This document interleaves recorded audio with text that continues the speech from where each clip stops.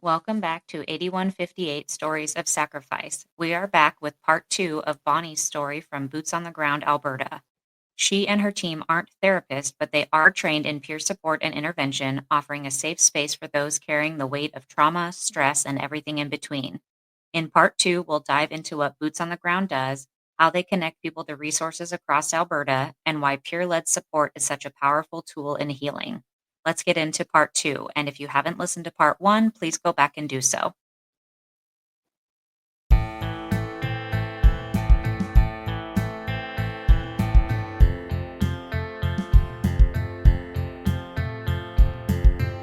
You're listening to 8158 Stories of Sacrifice, where we honor the bravery of the first responders and the families who stand behind them. Real people, real stories, real heroes. This is 8158.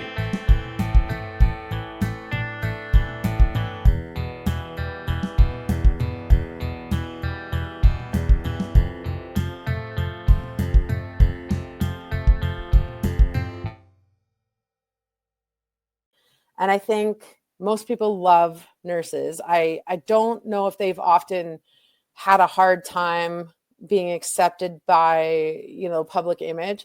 I don't know anyone personally that doesn't love a nurse. I have so much respect for them. I myself have been hospitalized and had surgeries and stuff, and my peers and my family and stuff. But I also never associated them necessarily with first responder culture.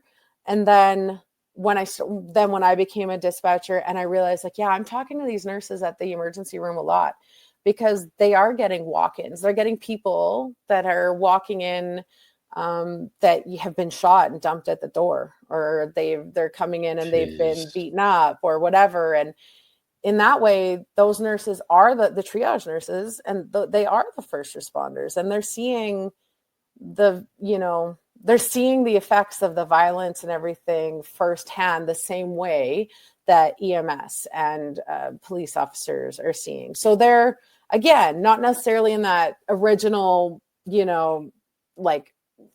trifecta of the uniformed officers, but they definitely fit into that role, and they definitely can relate to everyone else in the community. So I think that, these kind of programs like yours, where you're not just law enforcement, you're not just interviewing police officers, or you're not just interviewing firefighters or military. You've got a broad scope. And I think everyone in the community, the law enforcement community, military, first responders, there's a lot of overlap and connection. And so we feel, drawn to each other. Yeah. So I think that your podcast can attract a large audience because it can relate to so many of us and so many of our experiences. Right. Yeah, we definitely have. And it's been pretty successful in that aspect. And I think it's a wonderful thing. And everybody that's been on here says it's been a wonderful thing. And they definitely want us to keep doing the work. Yeah, for sure. Yeah. Now, moving on, you had mentioned that you focus a lot on workman's comp and helping first responders navigate that system. What are some of the common challenges that they face?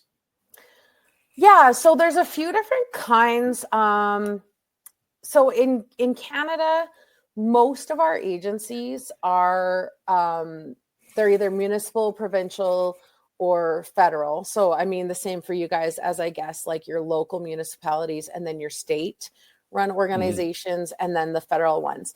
So we don't have many private organizations. So a lot of them, there is like a government interaction, which some of the benefits can be kind of different.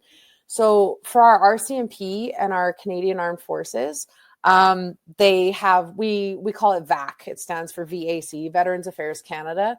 So they don't qualify for any provincial workers' compensation. They're under, it's sort of written into the legislation under our Pension Act and our Veterans Wellbeing Act, where if they're injured in the line of duty, they have different processes to go through. So if you are a member of the RCMP, either a civilian member or a regular member, or if you're in the armed forces, if you're injured on the job, including psychological injuries, and you can't work, you would be going through like the RCMP or the military. They address the immediate functions, but then you have to go through Veterans Affairs Canada for things like lifelong treatment of your injury, or different programs for if you can't return to work, if you can't return to your job, and stuff like that. Or if you have to take a medical pension, and then a disability pension, things like that. So with these government organizations, we all know there is so much red tape. There's so many hoops to jump through. And none of the policies or legislations surrounding these programs, none of them were written to be easily interpreted by just an average person. You basically have to be a lawyer or a policy analyst to understand these things. Just the nomenclature they use, like the terminology and the runaround. It's kind of like sometimes you feel like you're in a never-ending loop of like, well, refer to subsection A, but then subsection B and C, but then also A, and you don't know really where you land. And so many people, it just gets so overwhelming that they give up. I've talked to people that have literally, like, they've been injured on the job to the point where they are disabled. They have a spouse who has to care. I'm talking people in their 30s and 40s that have, 15, 20 years. They haven't even worked. It's not like they've done 4 years on the job yet. And they've been injured, either in for police, like maybe a motor vehicle collision while they were on duty, right? So if they were in a pursuit and they got T-boned, they got smacked, or they're in a fight. And funny enough, in Canada, one of the common injuries is slipping on ice. There's a lot of work injuries where we'll have a police officer in full kit, in full gear. And if they're running someone down, an assailant down, or they're scrapping with an assailant, the ice is a thing. We have people fall and crack their heads all the time, or just all sorts of different altercations. Obviously, we've had police officers that have been terribly assaulted with shot, but also just basically beat, right? We've had so many different kinds of weapons, or people gang up on them, or all these horrible things. But we've had people come out of that with TBIs, like traumatic brain injuries, not to mention the PTSD on top of that. We've had people that have, lost function in their hand from having nerve damage, things like that. But then there's also the psychological injuries as well. Sometimes if the PTSD is so bad or it goes untreated, they don't have access to treatment, it can reach a point where you can't work any longer. So those kind of things, when you're in that point where you have a disability that is debilitating, and again, the psychological part is so much of it, if you're not even able to work, how are you going to be able to basically become a lawyer to interpret this policy, to fill out the forms right? How are you going to know what benefits you're entitled to? Like things like just the basic healthcare parts. Like in my province, to go for a deep tissue massage is $110 an hour. And if your doctor says you should be going once a week to be treating this injury, you're looking at like $440 a month for massage. Plus you have physiotherapy on top of that. Maybe you need the chiropractor on top of that, medication, things like that. So we have limits on what our benefits cover. You're going to run out within the first 2 months. So things like that, you're already under so much stress. A lot of people, they give up. They just, I can't do these forms. I can't figure out what I'm entitled to. I don't know. And it's so overwhelming, and they give up. And then people like me come in where 10 years ago, I was injured at work, and I had, thankfully, a mild only. I had a brain injury, cracked my head really bad, had a brain injury and a spinal injury, and I had no support. I didn't know anybody else that had ever had to apply for these benefits. I was an intensive like rehab therapy for 9 months. I was off work. When I finally get back to work, I'm struggling, to figure out the stress of it and everything and recovering from that. And 2 years later, a civilian was the one that said something, aren't you covered by Veterans Affairs? Like, don't you get benefits? And I was like, I don't think so. No one at work has ever said anything. And I look into it and I find out that I am eligible for these benefits. And I've spent thousands of dollars at this point on my own healthcare. So I started reading the policy and I was so mad. I was so angry that I hadn't had, all it would have taken was maybe half an hour for someone with our HR or benefits or something to just educate me on my rightful benefits.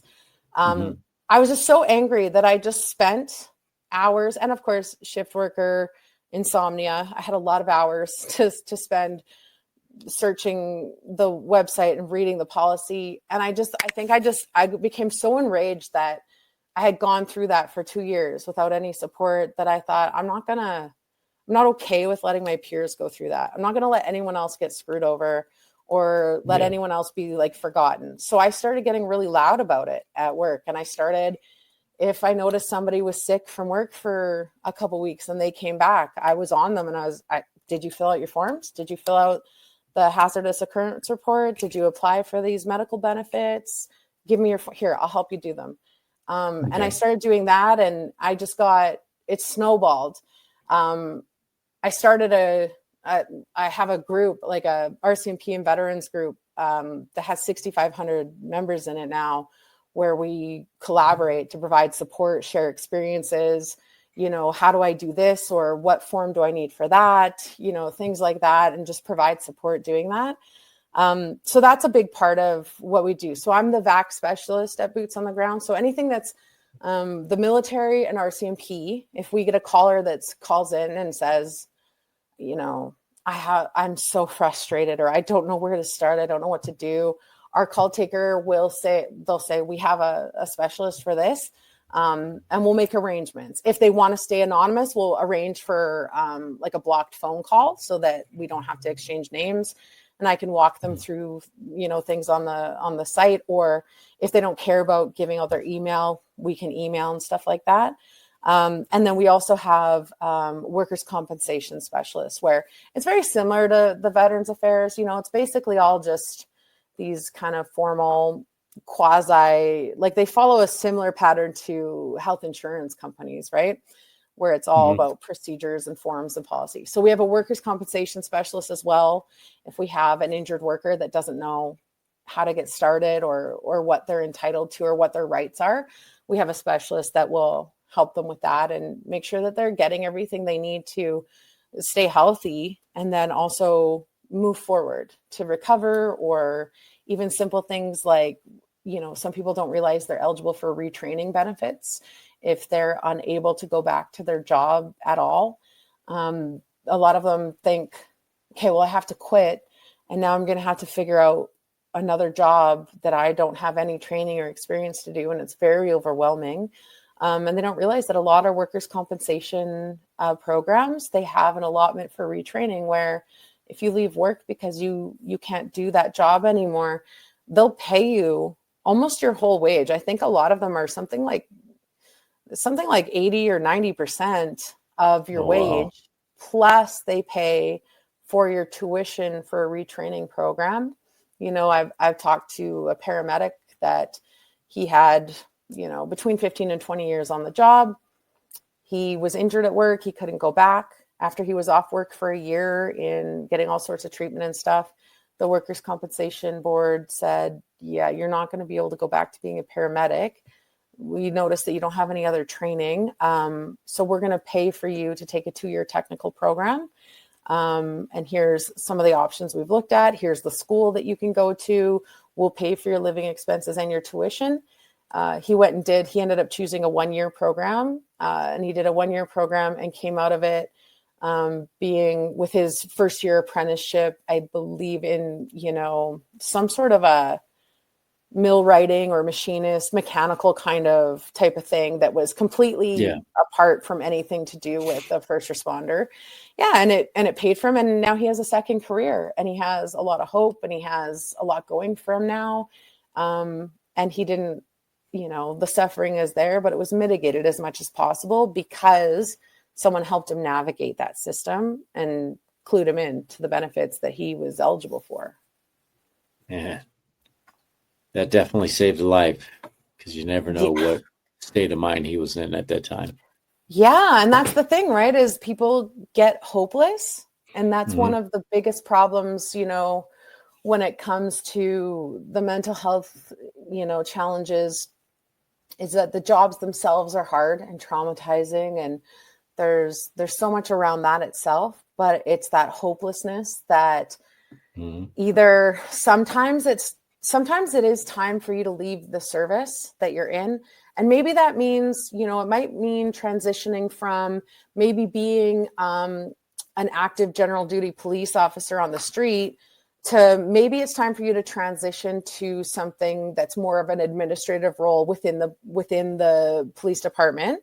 Or maybe it's time for you to get out of policing entirely and you need to go back to school and you can have a second career as a mechanic or as a human resources specialist or whatever. There is life after the service. And I think a lot of people stay in the service longer than they should because they feel hopeless about their future. They don't know what to do if they're not in the force anymore. Right. Yeah. I mean, that's all they had for years, I imagine. Yeah. And even myself, I knew it was time for me to retire. I knew I could stay in it. I had to have time off because I was injured, not a workplace injury. I was injured outside of work, but I was waiting for surgery. And so I was off work and then COVID hit and my surgery got delayed and I ended up being off work for months and months. And I thought, oh my gosh.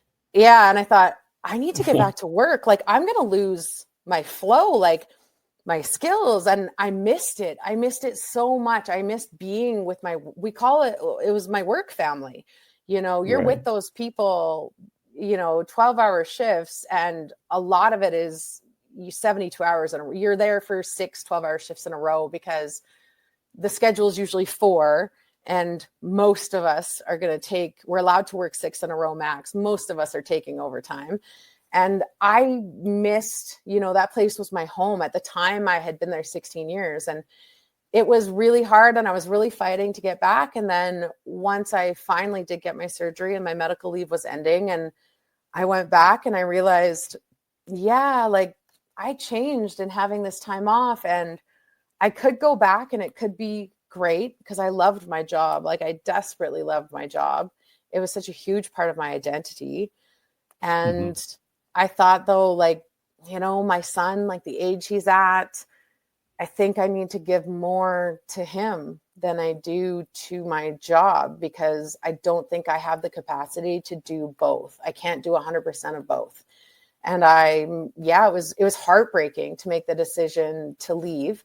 And I think that the only thing that allowed me to do it is I was in a very unique position where there was another job that was nearly identical to the job I was doing that was part-time. So I retired from my federal appointment. So I discharged from the force because I had been a sworn civilian member. I discharged from the force and then immediately transitioned into just not even 12-hour shifts, just shorter shifts to a municipality where I was doing almost the same work. It was still with the same police agency, even the RCMP, but it was just a very smaller municipality. We weren't doing the high intensity calls. We don't do 911 call taking there. It was a lot more local and community work and less work. So that's the only reason I think that I was able to give it up is because I still had a little channel on the inside. I still got to go to work and be on the inside. I still got to be part of the group. I didn't feel like I was an outsider. And I know that so many people, in law enforcement, in military, when they retire, they're often trying to come back within 6 months. They're trying to get back on, or they're miserable. Right. So yeah, I think that's the only reason I was able to do it, is that I had that job, and I enrolled immediately in school full time, because part of my rage about being injured and not having a lot of support was also around the lack of mental health support. And I decided there's not enough psychologists out there that have this lived experience in these roles and can really relate to these people. So I'm going to have to do it myself. I'll just go be a psychologist. And so like, I never expected this. I didn't think I'd be middle-aged and going back to school. But yeah, I discharged from the love of my life, this job that has been my identity for so long. And I went part-time at a smaller agency that's less stressful, less hours. And then I went in school full-time, and I'm just so fortunate that I had that. But I don't know, man, if I didn't have that little, I called it my hobby job, that little job that I still got to go in there. I still have my security clearance, I still have my little badge with my picture on it, and I'm still part of the group. And it's still so fulfilling having the ability to go in there and go to work. But so many of us don't have that. And a lot of people, especially when PTSD is involved, they can't go back in any capacity, even if it's one day a week. They have to completely leave it because there's a lot of pain and triggers there. So it can be really scary and intimidating figuring out life after the service. And that's part of what I wanted to do as a psychologist, is I want to not only, identify these stress injuries, identify them, diagnose them, treat them, but also then help them figure out what's next. Can we work through this and get you back at work? Do you love your job? Is this a part of you? Is this something that you can go back and do? Or is this something that we maybe have to look at life after the service? How are you going to transition into civilian life or a different kind of life? And how does that look? And how to keep you connected to the parts of it that are important to you. So, veterans organizations, things like Boots on the Ground, like for us, we have a lot of people that are retirees that they've discharged.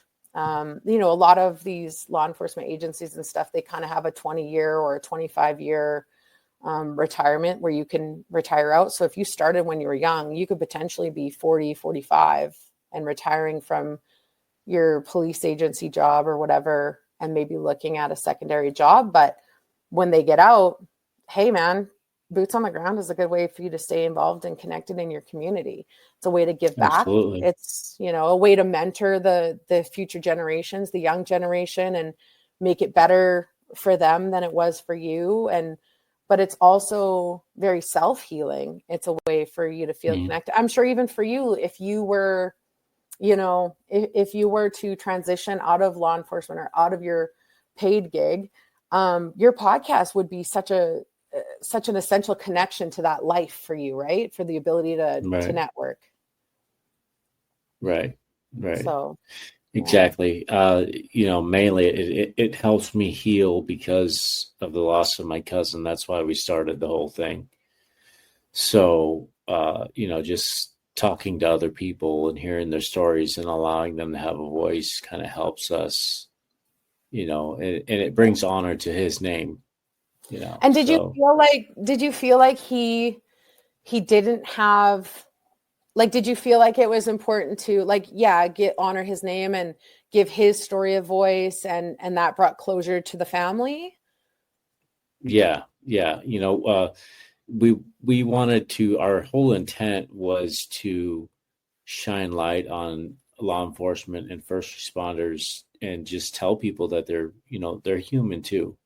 They're out there doing a job, and we just felt like people didn't respect and love them enough.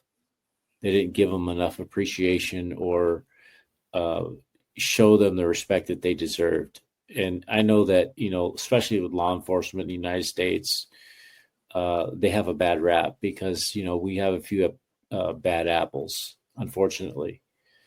But the majority of them are very good officers, and they are people and they have families that love and care about them.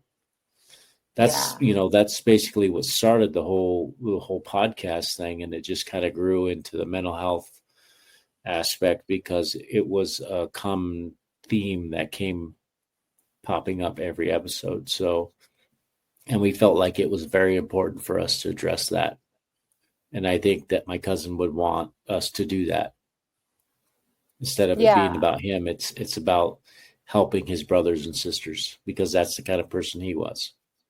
Yeah. So that was kind of a foundational part of his personality was giving others a voice and caring for others, like his peers. Yeah. Yeah. And not just his peers, but his community as well. Right.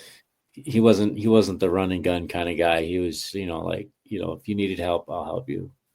Yeah. Yeah. And that's the kind of message people like him and his story, that's the kind of message that I think can inspire other people that are already inclined to think like that, but it kind of gives them a bit of support and it empowers them to embody that kind of, image and action. Exactly. And we would Yeah. hope a lot more officers and firefighters would kind of adapt or adopt that kind of behavior Right. or, that mentality, Yeah. I know a lot of them do, but, one of the things that my cousin would do in his community, and it's not really a huge community, but it's not very small either. One of the things he would do is he would just stop in the local stores and just check on the people and just ask them how their day was and how they're doing and if everything's okay and that sort of thing. You know what I mean? That's just the Yeah. kind of guy he was. Yeah. And that can really make such a change. It can be impactful. Even, my son he's been around uniforms. He's been around, we have military family and me working in law enforcement. A lot of my friends are cops and he's been around it a lot. And so he's a person that he already knows that, law enforcement can get a bad rap, but he knows many good cops and he knows, people in the system that are great people. But even him, he now is he's old enough where he has a job and he works, he's a gas jockey, pumps gas. And when a police officer comes in and is nice to him and, everyone else there, they're all teenagers working there. When a police officer comes in to fill up and they just come in and literally all they have to say is, "Hey guys, how you doing?" Those kids are talking about it, and they act cool. They're like, "Oh, we're teenagers. We're 17. We don't even really care. We don't even like adults." But when that police officer comes in and just is like, "Hey guys, how you doing? Thanks, buddy." Just anything little like that, it has such an impact on the community and on the way the kids are going to think about things. And so, you know what, maybe if one of those kids gets pulled over the next day, yeah, okay, they're speeding. They're going to have to get their ticket. They're going to have to take their lumps, but it won't necessarily be a negative interaction. It could be, the kid's going to be nervous. The kid's going to be, probably my kid would be like, well, my truck's getting taken away. But, it could be, it's not going to be a great experience, but just having that little impact could be just a little thing that makes it not scary. Right. And that makes it like, yeah, this is just an interaction. I was speeding. I got pulled over. Cops are nice guys. That's fine. And I wasn't scared. I wasn't, I was respectful to them because I know that they're nice guys and I was respectful to them. I listened to his instructions and the interaction went okay. And off they go. And both parties can leave that interaction.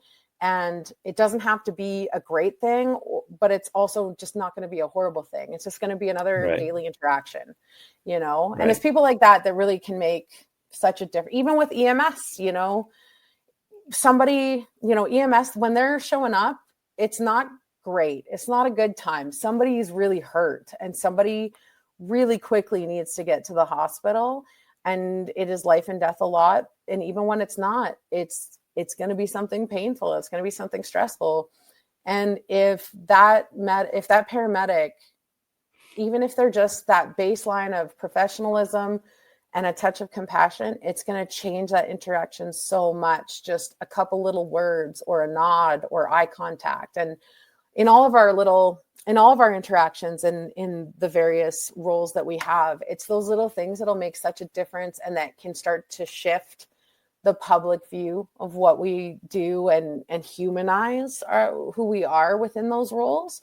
And yeah, like the stuff, like with your cousin, with his kind of personality and the way he infused that into his community, he's not just making a connection for himself. He's making a connection on, behalf of his department or behalf of, the agency as a whole within that community. And, Right. People like that I'm sure he was such an asset to his community because of that. Oh, absolutely was. Yeah. Yeah, it was definitely a hard loss. Yeah. But we honor his memory as best we can, and this is how we heal. And in honoring his memory, he did donate a lot of his organs to save other lives as well. But he's also saving lives still, because it seems like the podcast has helped a lot of people. We will return after this quick ad break.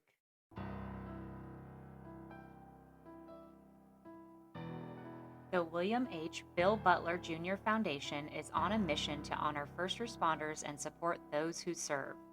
We provide scholarships for families who have lost a hero in the line of duty, offer second chances to juvenile offenders who are working to rebuild their future, and help new recruits pursuing careers as first responders.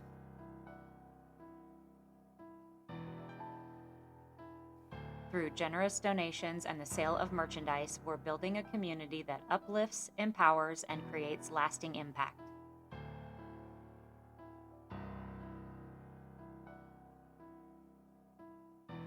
You can be a part of this mission as well. Visit 8158podcast.com to donate or shop today. Together, we can support those who serve, honor those we've lost, and give hope to those who need it most.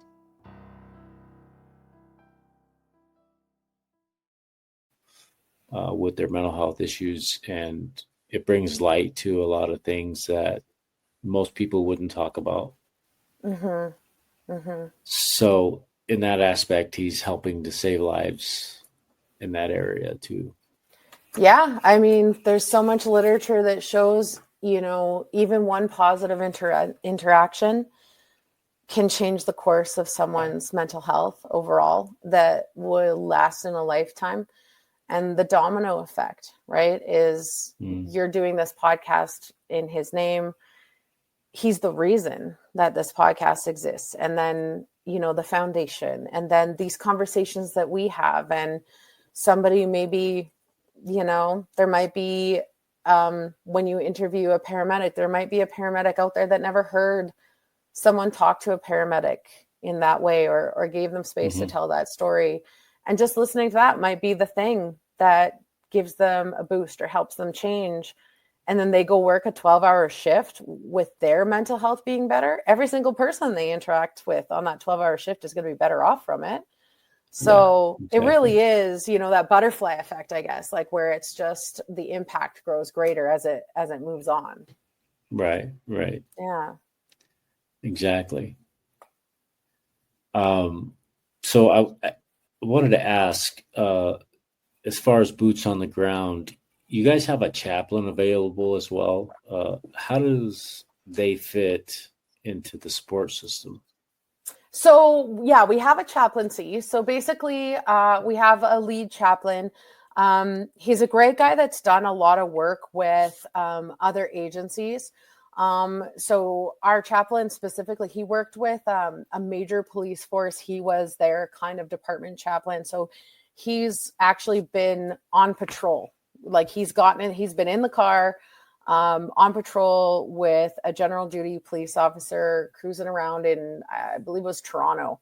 And he's been, he was at shift briefings. He was there after critical incidents. And he also did, he was in, I believe, he's gone to Europe also for like UN type support for military, law enforcement, first responders and stuff. We're really lucky to have him. So he understands the culture, which again, same with having a psychologist that has no experience in the first responder culture or military. Chaplains, that can also be a bit of a thing, is that, a chaplain has, they can they're kind of like, they can be chameleons because they serve so many people of different aspects that they are really good at just kind of fitting into all of the various, the different roles that anyone within their realm might work. But the chaplains that we do require them to have had experience with a first responder agency or military or something like that. So they do have that firsthand experience. They don't take calls just generally. Our peer support line is staffed entirely by people with the first responder experience in the roles that we mentioned earlier. But if somebody calls in and they say, I would like to talk to a chaplain or a faith leader of some sort, we get them connected. And again, anonymously, that kind of stuff. So we can get them connected on the phone, via email, and in some circumstances in person for a one-on-one, like an outreach or an intervention or something. So they're non-denominational. They can support persons of any faith. And these non-denominational chaplains, as a rule, they're kind of, I think that it's very common. I know for the Canadian Armed Forces, it's very, very common for a non-denominational chaplain to be available at any time with the force. They're embedded with the forces. Growing up for me, that was my experience. But there's different kinds of them. If they need a faith leader, if they want to talk to somebody in our chaplaincy, we can get them connected to somebody.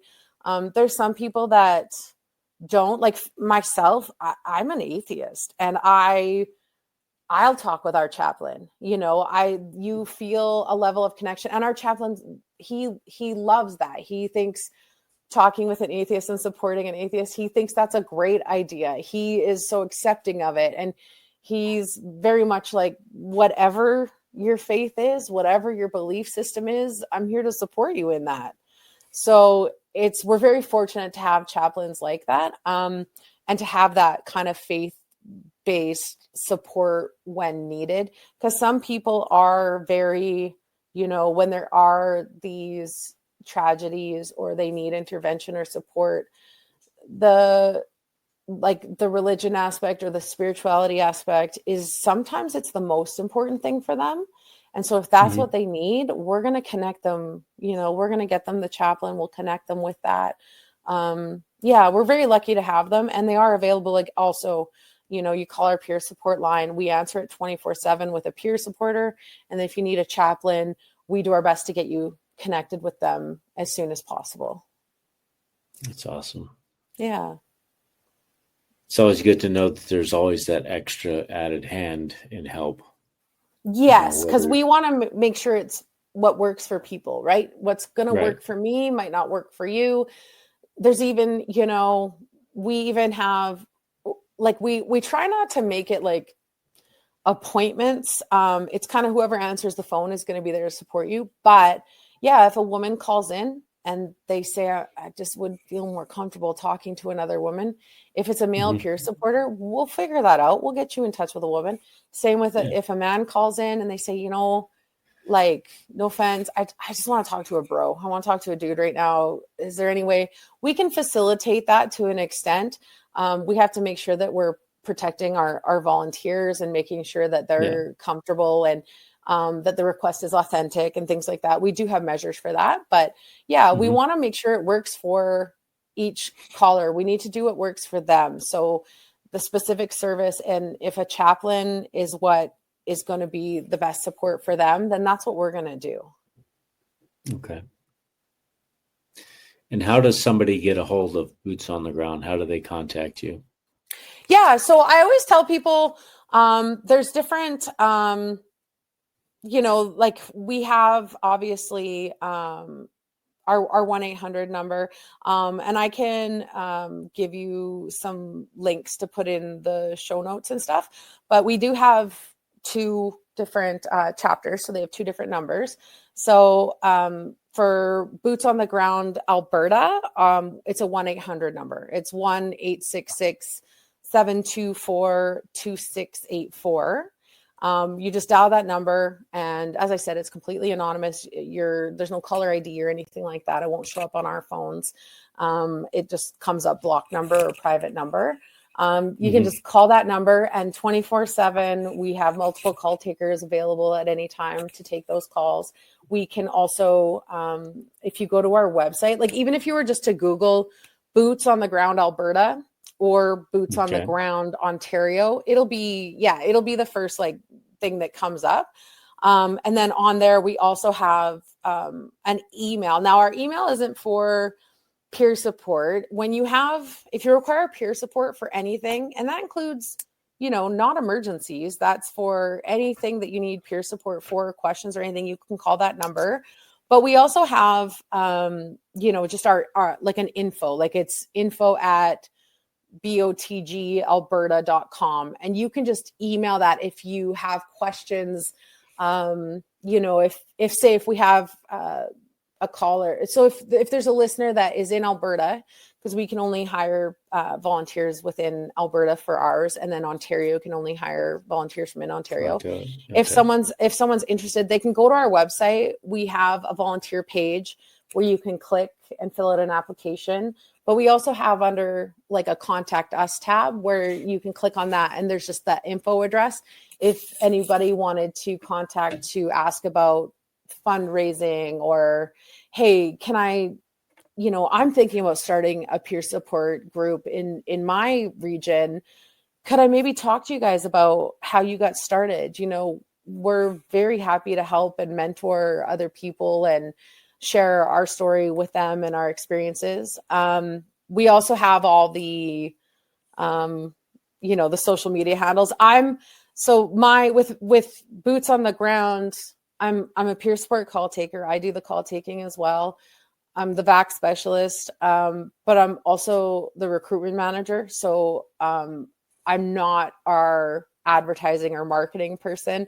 I'm not very well versed on that, but like our handles, like if you go to Facebook and if you just search Boots on the Ground Alberta, our Facebook page will come up, and it has a ton of links for our website, for different events that we have.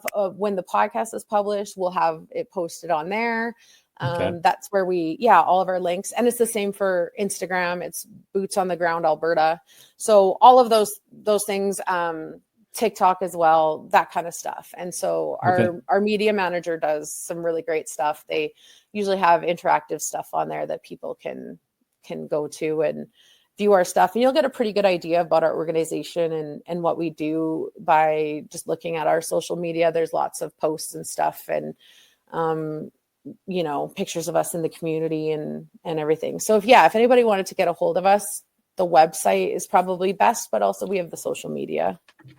Okay. So you're looking at Facebook and Instagram and TikTok. Yep. And I think X as well. I don't know. Okay. Yeah.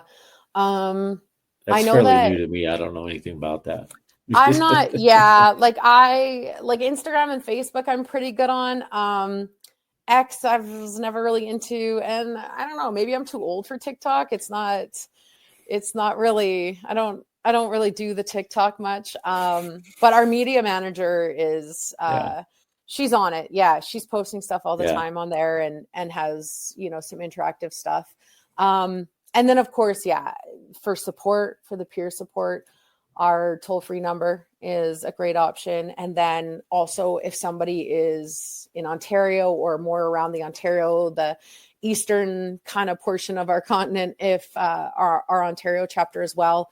Googling Boots on the Ground Ontario would get you to their website, and it's all really user friendly. It's easy to get around on those websites. Right. I know we've gotten a lot of followers on TikTok. Predominantly, they're all first responders. Right. So, and veterans. A lot of our first responders are veterans as well. So, Yeah. You should check that out. And you'll see a lot of our posts and the things that we do, and a lot of the clips that we've done with other episodes. And what's your handle for that? So if somebody wanted to go on, and check out your TikTok channel, if I was to go on the app and search it, what would I search?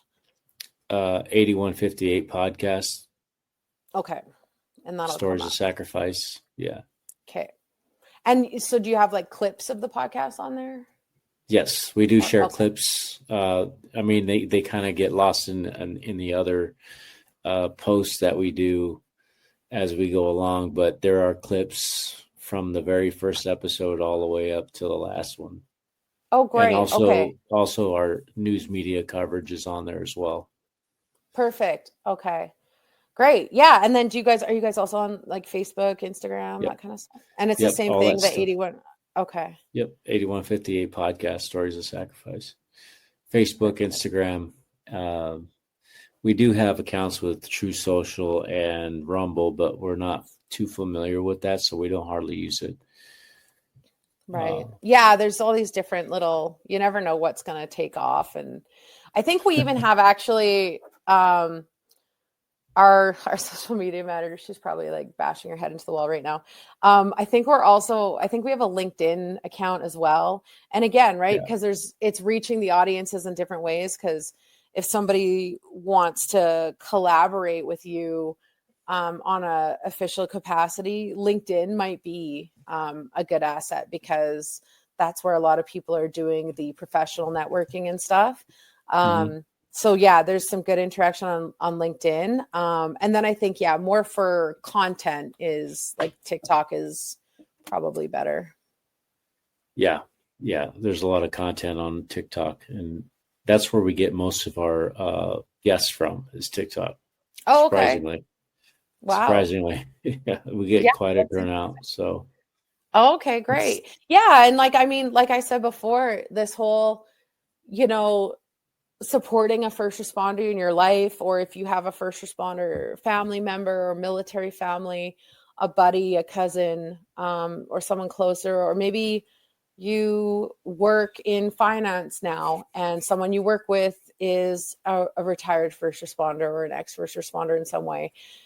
Things like this podcast, sharing an episode of the podcast that's relevant to them it's a small way to show them that they're seen, and that they're being, the people are thinking of them, that people are respecting the profession, and that there is, that gratitude, because it's tough out there for like the image, and I know in the States with law enforcement specifically, it's been a rough couple years. And a lot of that bled over into Canada too. And there's been some really low times. There's been some really rough times, some really low times for a lot of people in law enforcement and stuff. And so people that you don't have to be political. You don't have to, show a lot of, personal opinions or whatever, but even just sharing a podcast about something like this and saying, hey man, I see you. Like, this made me think of you. This is relevant, whatever this little thing is. It's just like a small little thing that there may never even be a conversation about it, but that friend, that family member, they're going to see that you did that, and they're going to know it, and it's going to stay with them for longer than probably people realize. Just those little tiny pieces of gratitude or acknowledgement just means so much. Yeah, it does. I know for Sarah, Billy's wife, I was actually the first person that was interviewed. I had my fiance interview me first because I didn't want to talk to myself. Yeah. Yeah. But Sarah was actually our first guest, and she had a hard time. She was debating on whether or not she wanted to do it. And then she decided she wanted to do it. And then she started seeing the outcome. And she said, "You're doing an awesome thing. Keep doing it." Yeah. Yeah. Cause it can be hard, these conversations, there's emotion behind them. A lot of people just, it might feel like public speaking, there's a lot of Yeah. people that don't want to do that. They're not comfortable doing that. Like myself, I'm actually kind of an introverted person. I don't like that kind of stuff, but for this work, and for my job, it's been really important. And it's one of those things where maybe you wouldn't do something for yourself, but you would do courageous things for other people. So, Exactly. for me, the idea of talking in front of a room full of people is horrifying. But I've gotten up in front of 120 people and delivered a 2-hour talk for the sake of helping other people or educating people about different services and stuff like that, because for someone else, I'll do it. If it's not for me, you get this bravery that I think comes in. Yeah. So yeah, I could understand people being hesitant to do something like a podcast, but I think that just knowing that it's one small piece of a bigger whole and it can have such impact, I think could potentially be something that can help people get used to it. And I'm like with Sarah, I'm sure, she probably wasn't, even after it was over, she probably wasn't even really sure, was that a good thing? And then sees the positive outcome and then can retroactively be like, yeah, that was healing. It was a good thing to do. Right. Yeah. Yeah. And it helps a lot of other people too, as well. It helps them heal. And also, it helps other first responders know that they're not alone, that there are people out there that love them and care about them. And they're not the only ones that suffer in silence.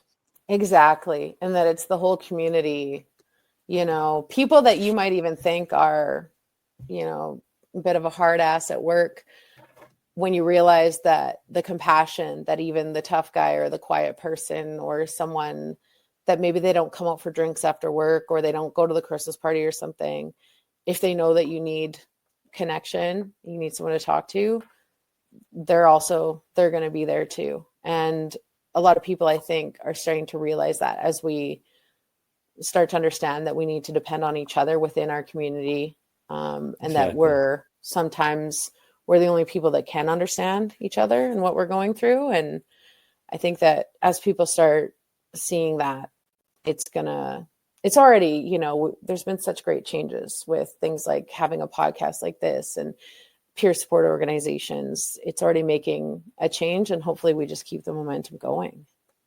Exactly. That's what we're trying to do. And we're also trying to build connections for people, whether it's friendships with other first responders or just having an outlet or finding a peer support group or something like that. So yeah, that's what we do. That's our mission. And for right now. So great. I think it's great. I love this. I'm so glad that you did this. I'm so glad you invited us to come on and do this, because it's just part of the process. It's part of the process of getting the word out there and helping people. Yeah. Yeah. I really appreciate you being on here. I think, the work that you guys do is amazing and awesome. And Canada is very fortunate to have an organization like yourselves. Hopefully we can have something like that down here.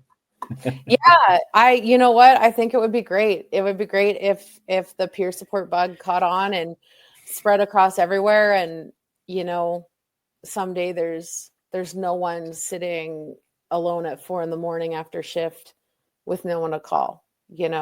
Hopefully we can make this a thing where everybody has someone to call. Exactly. Yeah. Exactly.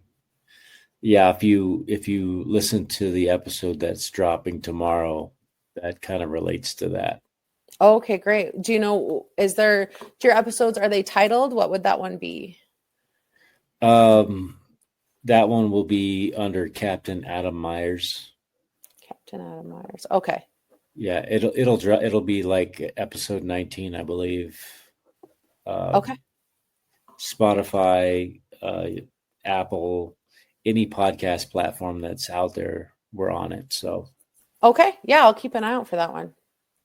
yeah, it comes out tomorrow at 6 a.m. in the morning. Sometimes it takes about 15 to 20 minutes for it to populate. So Perfect. Well, you guys are a couple hours ahead of me, so I'll probably be going to bed around the time that it comes out because your 6 a.m. is my 4 a.m., I believe. So I'll oh my gosh. yeah. Oh yeah, it'll have plenty of time to be loaded by the time I get up and can listen. Yeah, definitely. Yeah, that's right, because Alberta is just above Montana. Yep. Yeah, we share a border with Montana. So yeah, anytime we go to the States, if I want to drive down, it's about 4-ish hours south of me.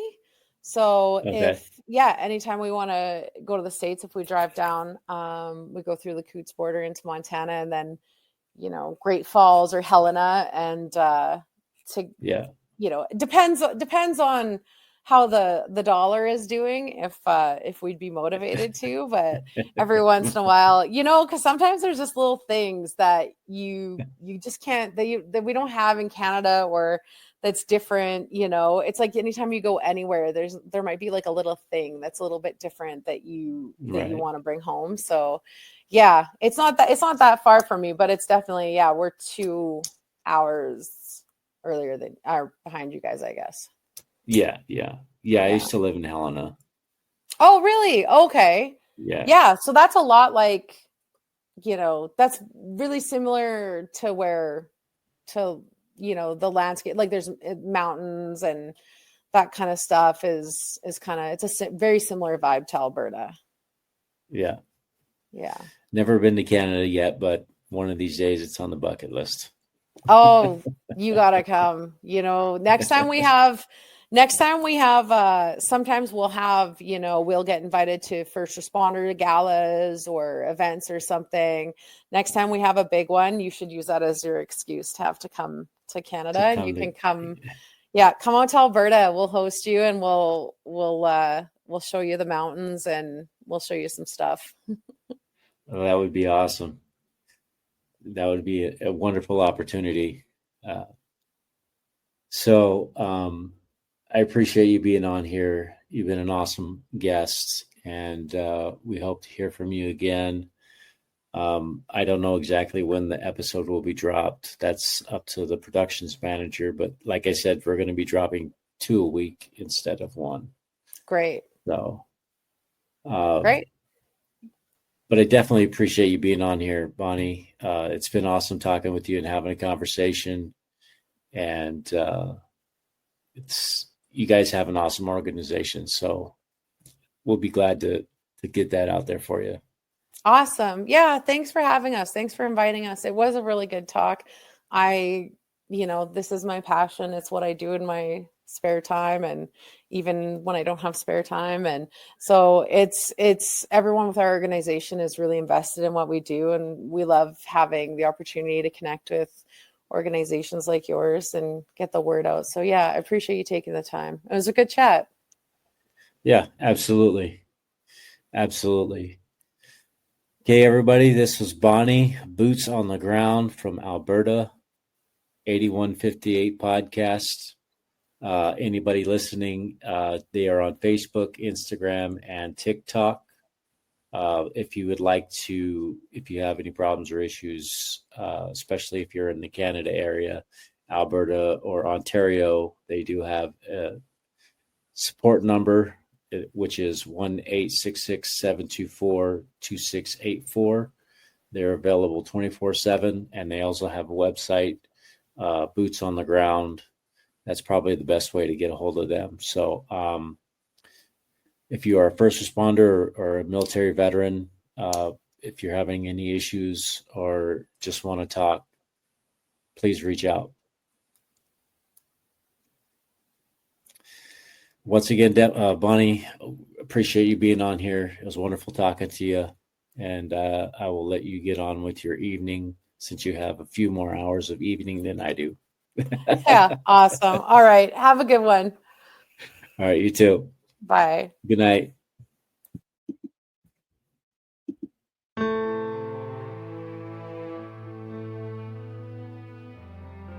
Thank you for joining us on 8158 Stories of Sacrifice. Every story we share is a tribute to the courage and resilience of first responders and their families. If this episode impacted, encouraged, or inspired you, please subscribe, leave a review, and share with someone who supports first responders. Follow us on all social media platforms at 8158 Podcast for updates. 8158 Stories of Sacrifice is a team effort. Rico brings the stories to life through casting, writing, original music, and editing. Brianne Shipley as production manager, handling booking, social media, graphics, promotion, marketing, website management, and logo design. Please visit our website at 8158podcast.com. For questions, collaborations, or to share your story, our email address is contactus@8158podcast.com. Until next time, let's continue to honor the legacies and remember the sacrifices of those who serve, every brave man and woman on the front lines, protecting and defending us all. This is Rico signing off and honoring 8158.